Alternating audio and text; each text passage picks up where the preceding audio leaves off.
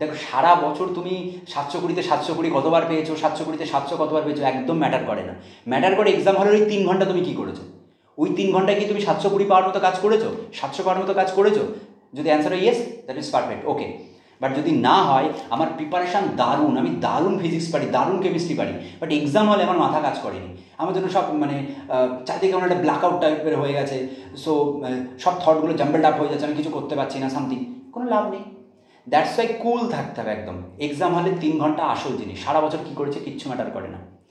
3 ঘন্টার জন্য সবার প্রথম যেটা, মানে আমি আমার পয়েন্ট অফ ভিউ থেকে যে তোমাদেরকে যে জিনিসটা বলবো, সবার প্রথম বায়োলজি করো।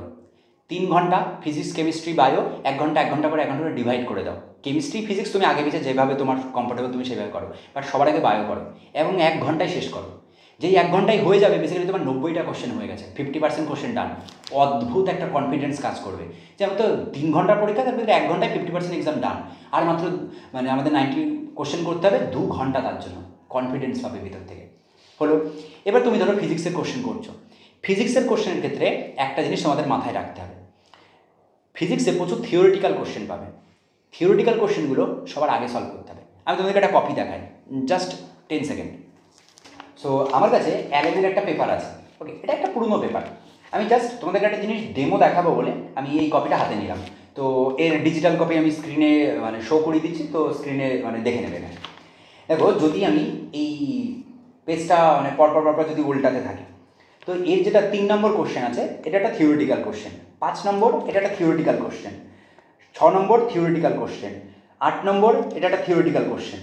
তো এইভাবে আমি যদি পরপর কাউন্ট করি, অলরেডি আমি কাউন্ট করে রেখেছি, তো সেখানে দেখি 17 নম্বর থিওরিটিক্যাল কোশ্চেন, তারপরে 19 নম্বর থিওরিটিক্যাল কোশ্চেন, মানে যেটা থিওরি দিয়ে ম্যাথটা করতে হবে না, ফটাফট সলভ হয়ে যাবে। 28 নম্বরও থিওরি। সো তারপরে 30 অলমোস্ট থিওরিটিক্যাল কোশ্চেন। তারপরে দেখো 33, 34, তারপরে এই দিকে আমাদের এই যে কলাম ম্যাচিং 38, তারপরে আমি এখানে দেখতে পাচ্ছি এখানে এখানে এখানে অলমোস্ট 41। এটাও একটা খুব নিউমেরিক্যাল বাট খুব সহজ। তাহলে এইরকমভাবে যদি আমি কাউন্ট করি, তাহলে অলরেডি দেখা যাবে গোটা কোশ্চেনের মধ্যে 10 থেকে 12টা আমি থিওরিটিক্যাল কোশ্চেন পাবো। এই জিনিসটা বলার আমার মেন উদ্দেশ্য হচ্ছে, যখন তুমি ফিজিক্সের কোশ্চেন নিচ্ছ, কেউ মাথার দিব্যি দেয়নি 1, 2, 3, 4 পরপরই করতে হবে। সবার আগে থিওরিটিক্যাল কোশ্চেনগুলো হাত দাও। 45টা কোশ্চেনের মধ্যে যখন তুমি দেখছো 12-13টা থিওরিটিক্যাল কোশ্চেন এবং সেটা তুমি 10 মিনিটের মধ্যে সলভ করে ফেলেছো, তা তো হয়ে গেল, ফিজিক্স তো তোমার কন্ট্রোলে। বাকিগুলো তোমার হাতে অনেক সময়, তুমি আস্তে আস্তে এবার ধীরে ধীরে করো। ওইখানে আগে যেগুলো শিওর শট সবার আগে সেগুলো করে নাও কনফিডেন্স বাড়ানোর জন্য।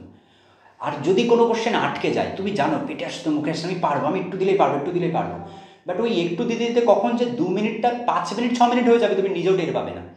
দ্যাটস ওয়াই এইরকমই যখনই লোভনীয় কোশ্চেন আসবে, একবারে হলো না, সঙ্গে সঙ্গে স্কিপ করে চলে যাবো, নইলে বিপদে পড়ে যাবে। তো এই কারণে লোভ সামলাতে হবে এক্সাম হলে। আমার মনে হচ্ছে এই কোশ্চেনটা আমি 50 to 60% শিওর যে এটাই অ্যান্সার আসবে, এ হবে এর অ্যান্সার। আরে 50% শিওর, 100% তো নাও, তাহলে করবেই না। এই চক্করে তুমি যদি 10টা কোশ্চেন এক্সট্রা অ্যাটেন্ড করে আসো, তাহলে 4 10 কে 40, সেটা তো পেলেই না, উপরন্তু তোমার অরিজিনাল নম্বর থেকে 10 কমে যাবে, তার মানে অ্যাকচুয়ালি 50 কমে গেল। আমরা ভাবি একটা কোশ্চেন ভুল করলে মানে -1 খাই, অ্যাকচুয়ালি নয়, তুমি টোটাল -5 খাও, কারণ তুমি 4 পাবে ভেবেছিলে, সেটাও পাওনি, প্লাস -1, টোটাল 5 করে কমবে। দ্যাটস ওয়াই এক্সাম হলের লোভগুলো সামলাতে হবে। যদি এইগুলো কন্ট্রোল করতে পারো, তাহলে টাইম ম্যানেজমেন্টও ঠিক হবে এবং ঠিক টাইমে তোমার রেসপেক্টে তুমি যতগুলো পারার ঠিক ততগুলোই করে সুন্দরভাবে হল থেকে বেরিয়ে আসতে পারবে। দ্যাটস ইট, ওকে। তো এইগুলো মাথায় রাখো আপাতত 2 দিনের জন্য, আর বাকি চলো বেস্ট অফ লাক, ভালো মতো পরীক্ষা দাও, ওকে। সো পরীক্ষার পরে দেখা হবে, মানে দেখা হবে ইন দ্য সেন্স কথা হবে।